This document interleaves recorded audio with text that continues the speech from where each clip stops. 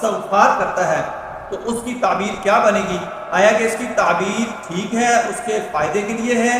جو ہماری مراد ہوتی ہے کہ استغفار جب ہم نماز کے بعد یا چلتے پھرتے کرتے ہیں، جاگتے ہوئے کرتے ہیں، جس مقصد کے لیے کہ یعنی اللہ سے اپنے گناہوں کی بخشش طلب کرتے ہیں، اپنے درجات بلند کرنے کی ہم امید رکھتے ہیں، کیا آیا کہ خواب کے اندر بھی یہی اس کے حقائق ہیں، یہی مقاصد ہیں، یا اس سے ہٹ کر ہیں؟